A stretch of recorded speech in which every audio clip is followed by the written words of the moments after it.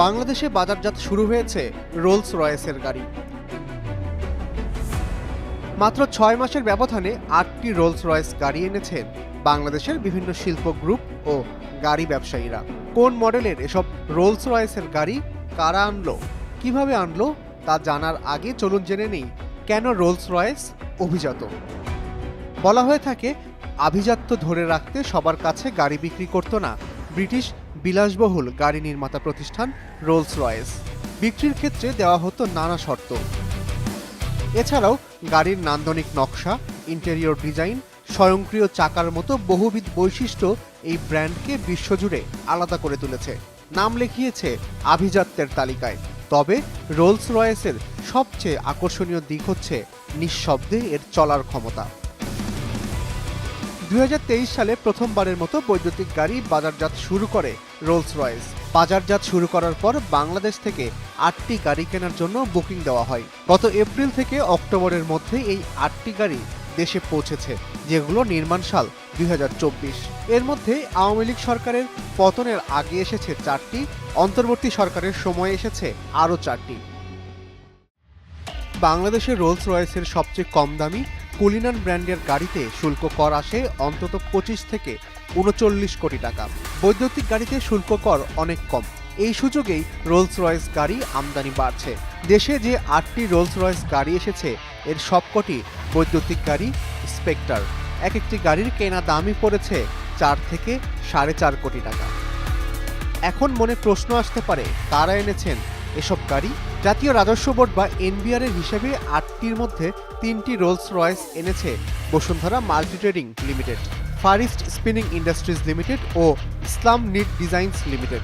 বাকি 5টি গাড়ি আমদানি করেছে ঢাকার Priyanka Trading Limited, Continental Motors, Asian Importers Limited, AM Corporation ও ফোর হুইলস মোটরস। শিল্প প্রতিষ্ঠানগুলো নিজেদের ব্যবহারের জন্যই অভিজাত এসব গাড়ি আমদানি করেছে। তবে গাড়ির ব্যবসা প্রতিষ্ঠানগুলো ক্রেতার কাছ থেকে বুকিং নিয়েই আমদানি করেছে। গাড়ি ব্যবসায়ীদের সঙ্গে কথা বলে প্রথম আলো 2 জন ক্রেতার নাম জানতে পেরেছে। একজন ক্রেতা হলেন বেক্সিমকো পরিবার এবং আরেকজন শীর্ষস্থানীয় পোশাক রপ্তানিকারক ডিবিএল গ্রুপ। ডিবিএল গ্রুপের vice chairman AM Rahim Rolls Royce আমদানির বিষয়টি প্রথম আলোকে নিশ্চিত করেছেন। ব্যবসায়ীদের একটি সূত্র জানিয়েছে 5 আগস্ট সরকারের পট পরিবর্তনের পর বেক্সিমকো গ্রুপের কেনা গাড়িটি আগুনে পুড়ে যায়। রোলস রয়েসের বৈদ্যুতিক মডেলের সবশেষ গাড়িটি গত 14 অক্টোবর চট্টগ্রাম বন্দর থেকে খালাস করেছে ঢাকার ভাটারা এলাকার ফোর হুইলস মোটরস। এই বৈদ্যুতিক গাড়ির আমদানি মূল্য 2,70,000 পাউন্ড। চট্টগ্রাম কাস্টমস গাড়িটির আমদানি মূল্য 4,64,00,000 টাকা ধরে শুল্কায়ন করেছে।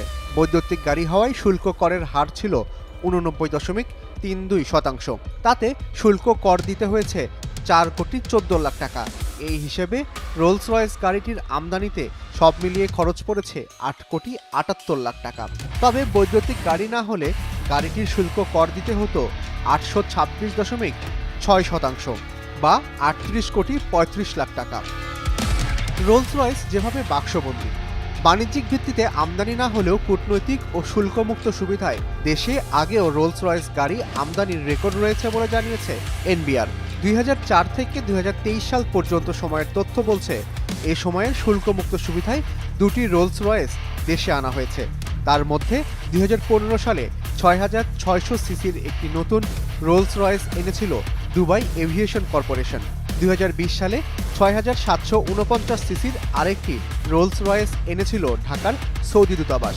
এই দুটি গাড়ি এখন কোথায় আছে তা জানা যায়নি। এছাড়া 2টি রোলস রয়েস জব্দের রেকর্ড রয়েছে কাস্টমস গোয়েন্দা ও তদন্ত অধিদপ্তরের কাছে।